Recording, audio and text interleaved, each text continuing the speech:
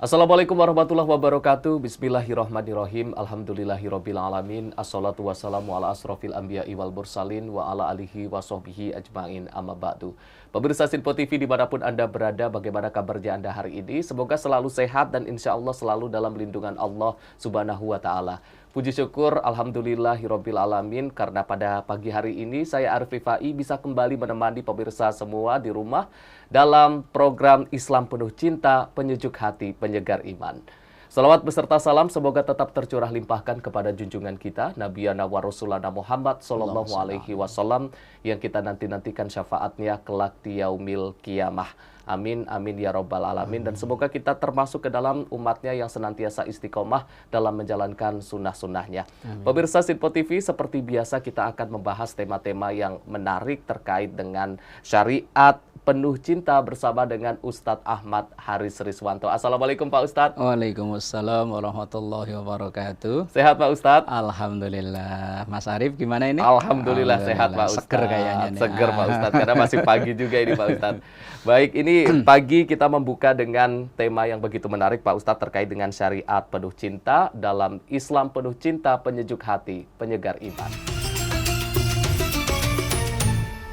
Pemirsa Sinpo TV, syariat penuh cinta. Ini mungkin yang sering dikhawatirkan oleh banyak orang bahwasanya yang mengatakan syariat Islam itu kaku, keras. Padahal sebenarnya syariat itu memang penuh cinta. Tapi kita yang belum tahu mungkin. Ini akan langsung dijelaskan oleh Bapak Ustadz Ahmad Haris Riswanto. Kami persilahkan Pak Ustadz. Baik. Assalamualaikum warahmatullahi wabarakatuh. Waalaikumsalam warahmatullahi wabarakatuh. Alhamdulillahilladzi an'ama alaina bi ni'matil imani wal islam. Summa salatu wassalamu ala sayyidina Muhammadin sallallahu alaihi wasallam wa ala alihi wa ashabihi wa jami'i ummatihi ila yaumiz ziham, amma ba'du. Saudaraku pemirsa Sinpo TV dimanapun berada, juga Mas Arif, semoga selalu sehat afiat, menjalani aktivitas dengan semangat. Amin ya rabbal alamin. Di kesempatan yang berbahagia ini kita akan berbincang tentang syariat penuh cinta. Jangan sampai ada anggapan dari luaran sana bahwa syariat Islam itu menakutkan. Sehingga banyak orang ketika berbicara syariat Islam itu konotasinya ya kayaknya serem, kaku, nggak toleran, atau arogan dan lain sebagainya. Padahal tidak seperti itu. Syariat itu adalah seperangkat aturan dari Allah Subhanahu wa Ta'ala untuk umatnya. Lah, dalam aturan-aturan Allah itu ada kalanya perintah. Perintah itu terbagi menjadi dua tingkatan, ada sunnah, ada wajib. Ada larangan, larangan juga terbagi dua, ada yang sifatnya makruh, ada yang sifatnya haram, dan ada yang di tengah-tengah antara itu, yaitu mubah. Mubah itu nggak ada hukum apa-apa.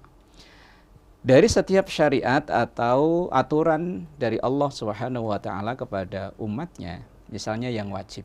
Kenapa Allah mewajibkan? Nah, yang wajib di antara kita misalnya ada sholat 5 waktu, puasa Ramadan, zakat fitrah, haji bagi yang mampu.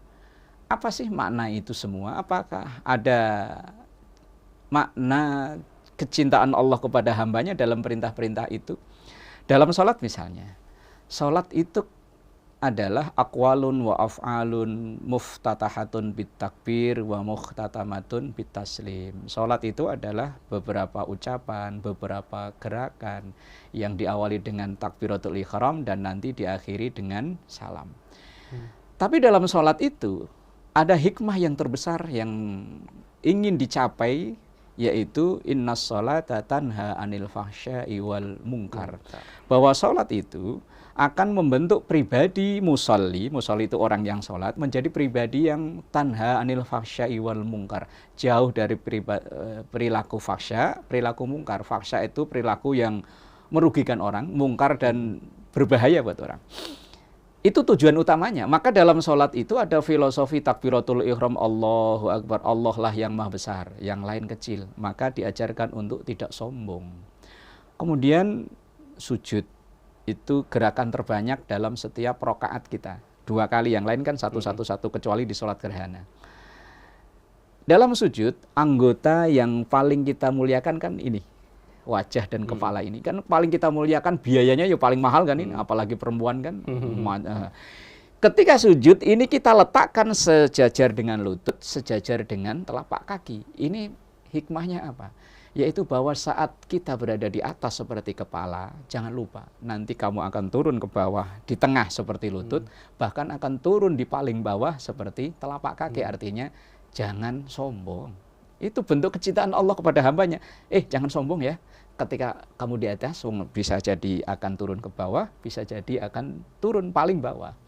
Kemudian ketika salam itu artinya kan damai, menebarkan cinta. Ada penafsiran dari sebagian ulama, ketika kita mengucapkan salam ke kanan, itu artinya menebarkan kedamaian, rasa aman kepada orang-orang yang seide dengan kita.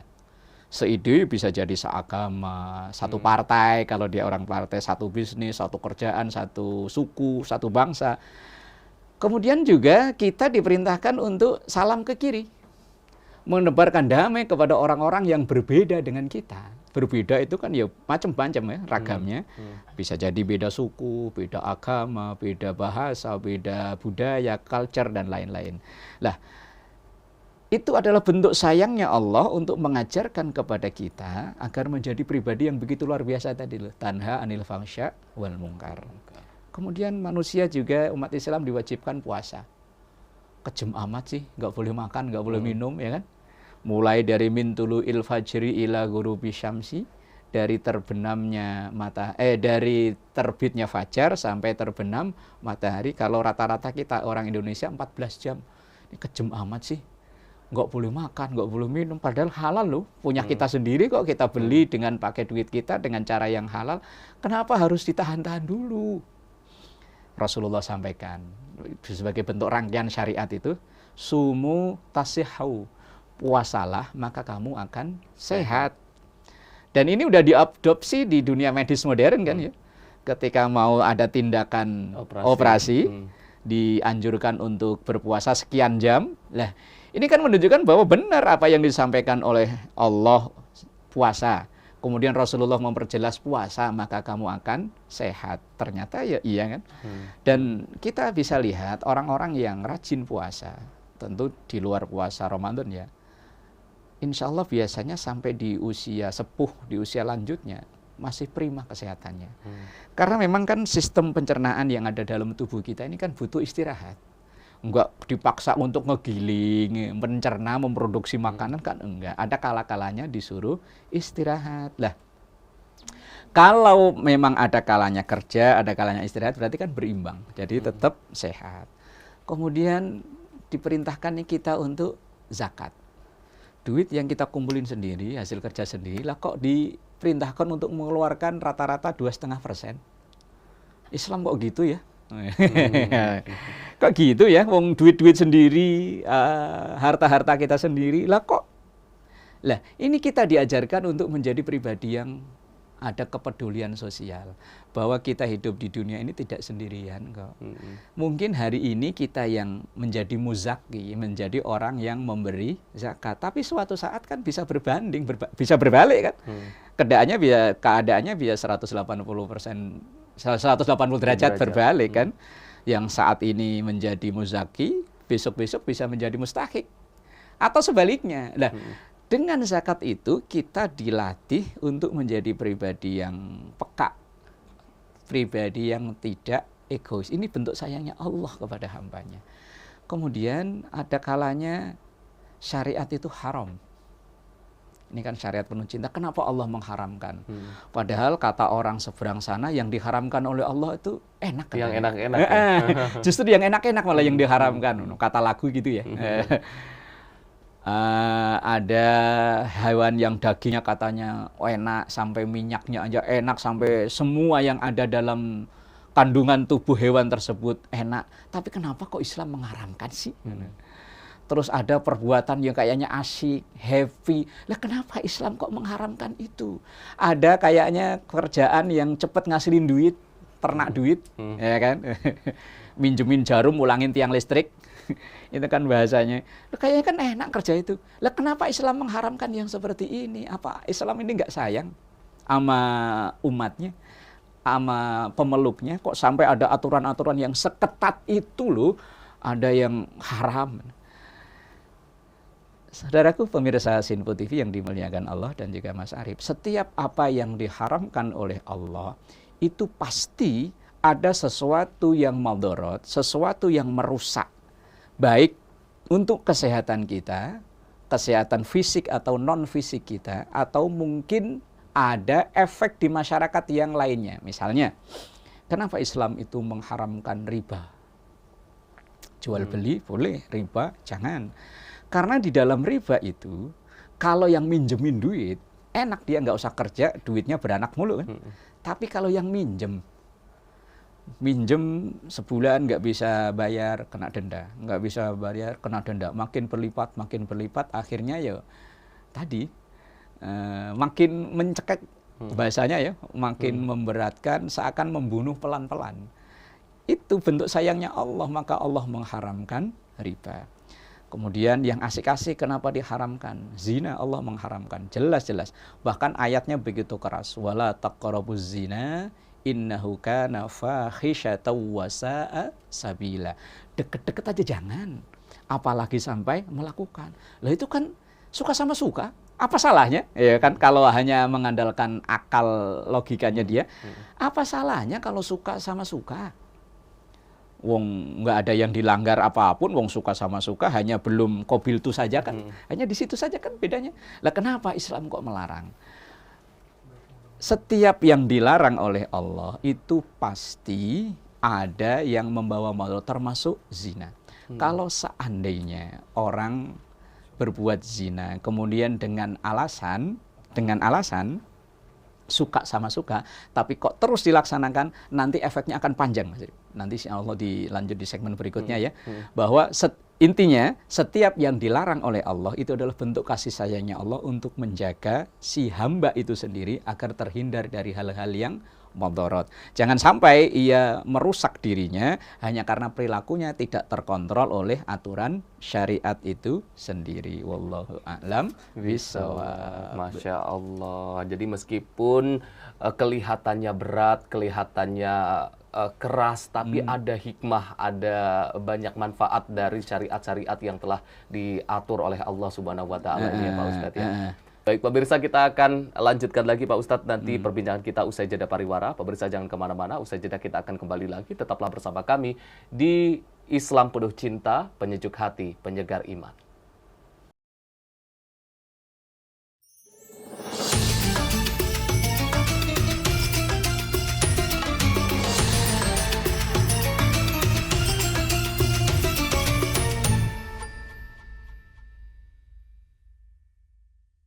Pemirsa, Anda kembali menyaksikan Islam Penuh Cinta, Penyejuk Hati, Penyegar Iman. Masih membahas tema kita pada hari ini terkait dengan syariat penuh cinta. Tadi Pak Ustadz sudah menjelaskan terkait dengan syariat-syariat dalam Islam yang ternyata ada banyak hikmahnya Pak Ustadz. Terkait dengan larangan, perintah, ternyata ada banyak hikmah-hikmah, terutama hikmah-hikmah yang mengandung cinta. Nah ini tadi Pak Ustadz terkait dengan persepsi masyarakat yang menganggap bahwasannya syariat Islam itu keras, syariat Islam itu kaku. Salah satu contohnya adalah terkait dengan mungkin hukuman-hukuman bagi orang yang melanggar syariat dalam Islam seperti ketika mencuri dipotong tangan, kemudian zina dicambuk, bahkan dirazam, atau kemudian membunuh juga dibunuh. Nah ini bagaimana Pak Ustadz penjelasannya Pak Ustadz?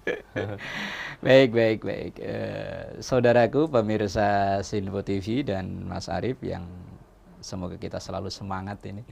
Begini Mas Arif, memang bagi kita yang tidak memahami seakan-akan syariat itu kejam. Ya. Orang mencuri potong tangan, orang berzina dirajam, ada yang dicambuk. Di Indonesia ini di Aceh sudah diberlakukan kan ya. Kemudian yang membunuh dibunuh. Di mana sisi cintanya? Di mana sisi sayangnya? Kok seperti ini kan? Begini. Kalau seandainya tidak ada hukuman, maka orang tidak akan takut lagi untuk melakukan pelanggaran, Mas. Pelanggaran itu menjadi terkurangi, menjadi bisa diminimalisir karena memang orang itu bukan takut sama Allah tapi takut sama hukuman. Kalau orang takut sama Allah, ya sebetulnya nggak perlu hukuman itu nggak perlu. Cuman kan kita ini masih mental-mental apa ya? Takutnya itu terhadap sesuatu yang nyata di depan kita. Kita tahu kalau lampu merah itu kita nggak boleh terobos, tapi kalau nggak ada polisi, lanjut terus kan? Nah, kita takutnya bukan aturan lampu merah, tapi ada petugas yang ada di situ. Lah, kalau seandainya Islam tidak menerapkan seperangkat aturan, bagi yang nyolong dipotong tangan, bagi yang zina dirajam, bagi yang membunuh dibunuh, mungkin orang akan dengan enteng, nyolong aja, kalau ketangkap juga nggak diapa-apain. Zina aja ketangkap juga nggak apa-apa. Bunuh aja kalau memang saya nggak suka sama dia, saya bunuh aja. Wong tidak ada hukuman apa-apa. Tapi ketika Islam menerapkan, kalau kamu membunuh dengan sengaja tanpa ada alasan yang dibenarkan, maka hukumannya kau akan dibunuh juga. Dihukum mati kan? Dihukum mati.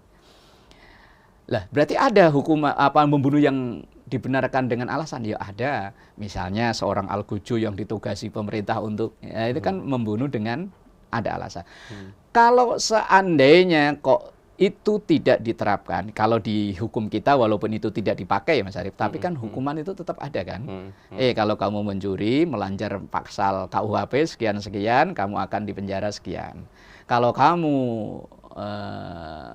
membunuh, kalau itu ada motif sengaja akan hukuman mati juga kan ya, atau seumur hidup. Kalau tidak sengaja, tidak ada motif kesengajaan, ya mungkin sekian puluh tahun. Jadi hukuman itu bukan kita nilai dari sisi kejamnya, tapi untuk memberikan efek jerah. Agar orang itu tidak termotivasi untuk melakukan pelanggaran. Lah kalau hukuman itu ringan, kecil ini. Tapi walaupun seperti itu di Mas Arief, dulu di zaman Rasulullah Sallallahu Alaihi Wasallam, ketika ada orang yang ngaku datang pada Rasulullah, ya Rasul, saya zina, rajam saya. Rasulullah nggak langsung merajam kok. Justru malah ditanya bolak-balik, bener nggak kamu zina? Kamu zina dengan siapa? Saksinya siapa? Lah terus kamu ini dengan sengaja, ini laporin dengan sengaja atau dipaksa atau ada memang otaknya yang perlu diservis gini. Jadi nggak langsung, wah ini enggak, melalui kalau sekarang yang mulai peradilan, mulai ada persidangan, didatangkan saksi ahli macam-macam, baru divonis, nggak langsung. Ya memang ada proses dulu, nggak langsung. Tapi tadi kalau bisa disimpulkan pertanyaan Mas Arief, kenapa Islam seperti itu? Sebetulnya hanya memberikan efek jerah, untuk memberikan warning, jangan mudah untuk melakukan pelanggaran, apalagi sampai menghilangkan nyawa orang, apalagi sampai yang terbesar tadi itu menghilangkan nyawa orang atau merugikan orang lah, jangan sampai. Itu adalah bentuk perlindungan Islam terhadap hak-hak kita biar tidak direnggut oleh orang lain karena tidak adanya sanksi yang ditakuti.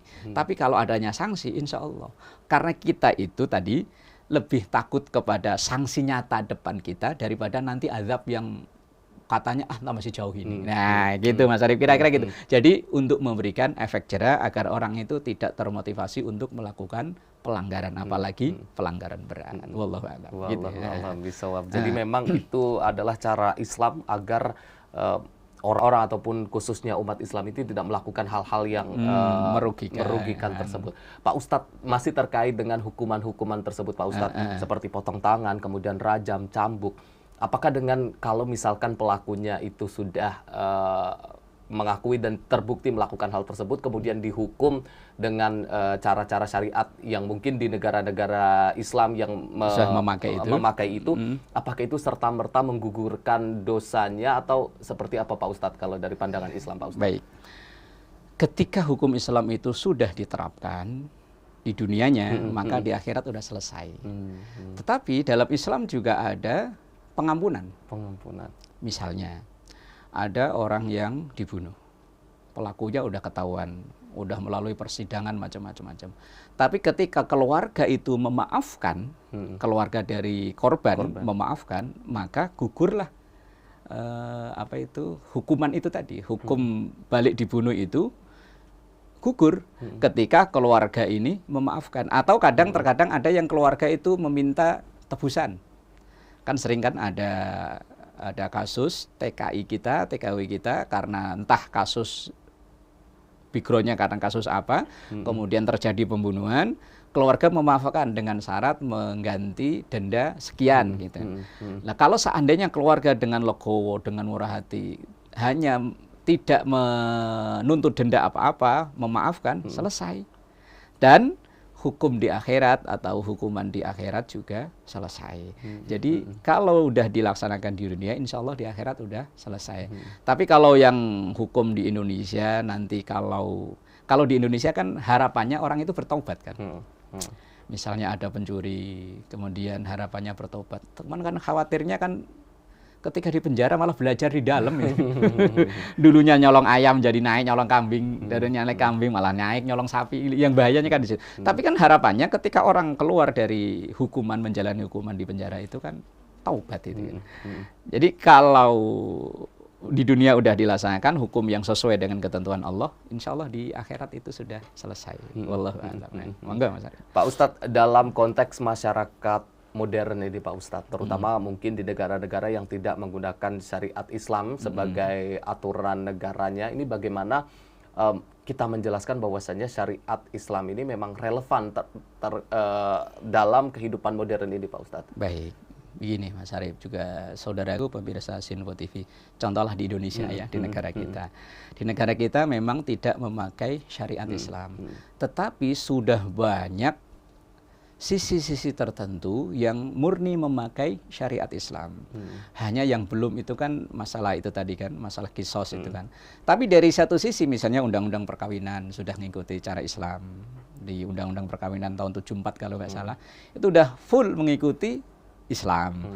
Kemudian pokoknya perkawinan dari awal sampai akhir lah, sampai seandainya terjadi konflik, sampai terjadi perceraian, itu pun sudah full memakai hukum Islam, syariat Islam. Indonesia ini bukan negara Islam, tapi kalau menurut pandangan saya udah Islami.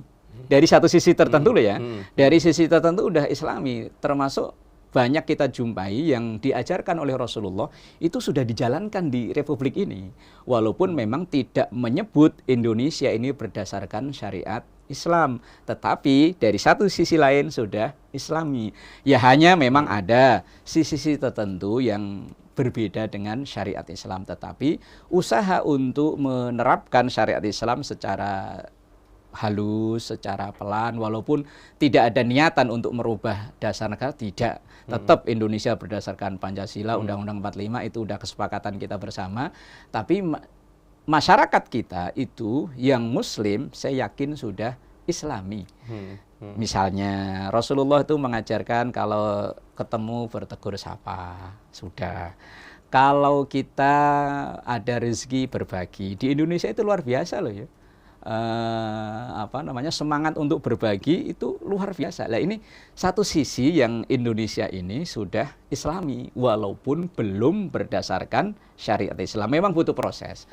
Apalagi ketika kita menjelaskan tentang hal-hal yang kayaknya bertentangan dengan undang-undang hak asasi manusia.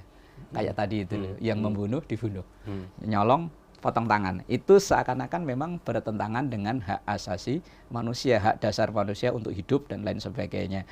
Tetapi toh negara kita dalam KUHP juga dikenalkan ketika pembunuhan berencana juga akhirnya hukuman seumur hidup atau hukuman mati, atau mungkin pelanggaran besar seperti narkoba, bandarnya kan ada hukuman mati. Apakah itu melanggar hak asasi manusia?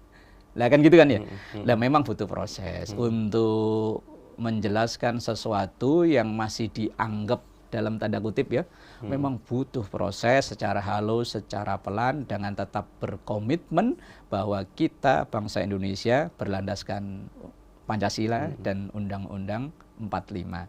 Tapi ya tadi ada usaha, paling tidak kita ada usaha untuk menjelaskan syariat Islam, walaupun mungkin kita tidak mampu atau belum mampu untuk menerapkan syariat Islam itu, karena memang kita udah bersepakat, kita di Indonesia ini kan bukan hanya orang Islam, dari berbagai macam agama ada, ya dulu ikut turut berjuang, dulu turut membangun negara ini. Lah masa kita mau menang-menang mayoritas langsung pokoknya harus kata saya, lah kan nggak bisa.